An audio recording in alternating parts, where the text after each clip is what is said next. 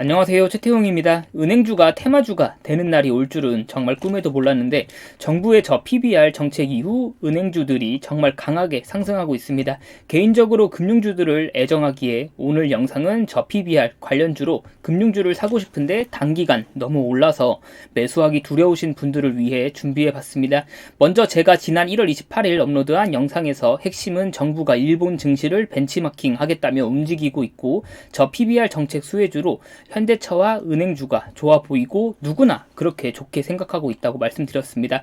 그 후 은행주들은 은행주답지 않게 무섭게 상승했고 현재 기존 주주분들께서 추가 매수나 매도 없이 보유하는 것은 너무 좋다고 판단됩니다. 하지만 신규 입성을 계획하고 계신 분들에게는 단기간 너무 상승한 것처럼 보이고 은행주 특유의 리스크가 너무 눈에 보이는 것도 사실입니다. 저번 정부 수혜주 관련 영상에서 은행주의 장점, 기대되는 점 등 긍정적인 요소를 확인해 봤으니 오늘은 그러면 은행주에게 어떤 리스크가 있고 부정적인 요소에는 무엇이 있는지 확인해 보겠습니다. 저 PBR 정책 관련주로 금융주들이 미친듯이 상승하고 있습니다.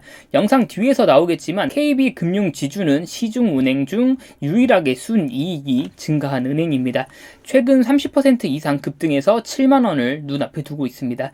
신한지주는 KB와는 다르게 상승폭은 비교적 낮지만 그래도 그동안 빌빌거리며 박스권만 형성했던 과거와 다르게 꽤 상승해준 모습입니다. 하나금융지주도 30% 이상 상승하여 어느덧 6만원을 눈앞에 두고 있습니다. 마지막으로 우리금융지주도 꽤 인상적인 상승폭을 주어 모처럼 모든 금융주들이 웃고 있는 시장입니다. 이렇게 은행주 기존 주주분들 혹은 이미 매수하신 분들은 보유하셔도 좋겠지만 신규 진입을 목적으로 둔 개인 투자자분들은 상당히 망설여질 자리라고 생각합니다. 정부가 저 PBR 정책으로 밀어주고 있고 그 테마 한복판에 있는 게 은행주들인데 들어는 가고 싶고 들어가야만 할 것 같은데 막상 들어가자니까 단기간 급등하기도 했고 부동산 PF 대출이니 뭐니 하는 리스크도 보이는데 어떻게 해야 되나 하는 분들을 위해 몇 가지 자료와 함께 제 생각을 말씀드리겠습니다. 먼저 배경 지식으로 최근 금융당국이 대구은행에 대한 시중은행 전환 인가를 빨리 신청하라고 재촉하는 것처럼 예비 인가도 생략하고 본 인가가 진행되고 있습니다. DGB 금융주주에게 있어 시중은행 전환 자체는 지점 설치 범위가 늘어나기 때문에 호재로 생각할 수 있습니다. 하지만 최근 젊은 세대들의 지점 이용 빈도수 생각해보면 어떨지 의문이 들기도 합니다. 물론 영업 범위가 늘어난다는 것은 부정할 수 없는 호재입니다. 해당 내용은 다음에 생각해보고 오늘은 예비 인가까지 생략할 정도로 왜 이렇게 빠르게 진행될까를 생각해 보겠습니다. 시중은행 전환권을 배경 지식으로 쌓아두고 다음으로 대손 충당금에 대하여 확인해 보겠습니다. 늘 나오는 대산 충당금이 어떤 개념이냐면 부실 채권을 미리 손실로 반영하는 것을 의미합니다. 예를 들어 1년간 10억의 매출이 발생됐다고 가정하고 극단적으로 해당 매출 중 철수와 계약한 매출 1억 자체를 부실 채권으로 생각해 보겠습니다. 철수와의 계약에서 나중에 보니까 철수가 삐리하고 금전적으로 상당히 어려워 보입니다.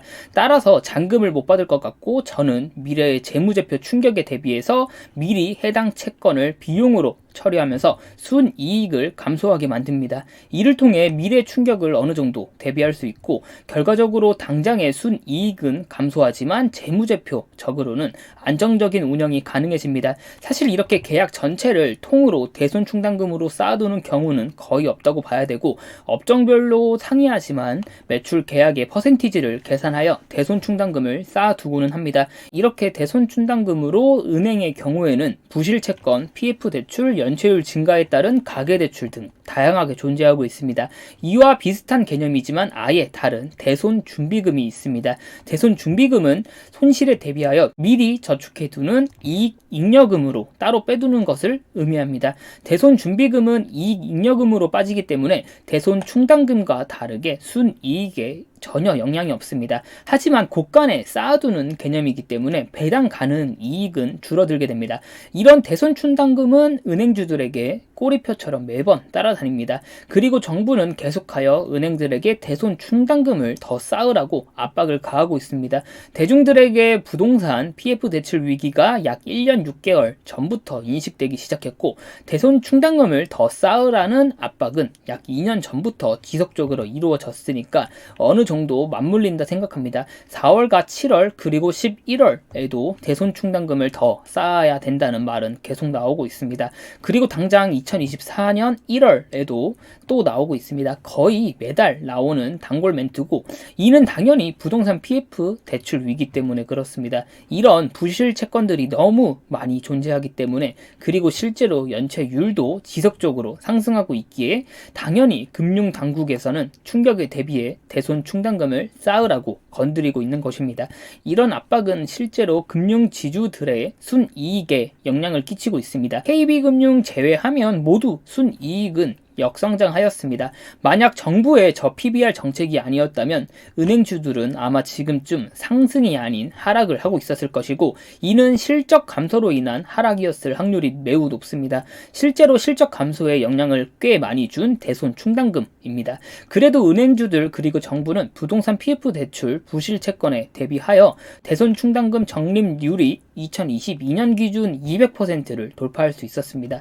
대손 충당금 적립률은 100%만 넘어도 은행 경영이 아주 순조롭게 진행될 수 있다로 해석되고 있습니다. 그런데 해당 적립률이 2022년 기준 어느덧 200%를 넘었고 2023년에는 약 300%를 돌파한 것으로 예상되고 있습니다. 그래도 정부가 부동산 PF 부실 채권에 대비해 이것저것 하고 있구나를 생각할 수 있습니다.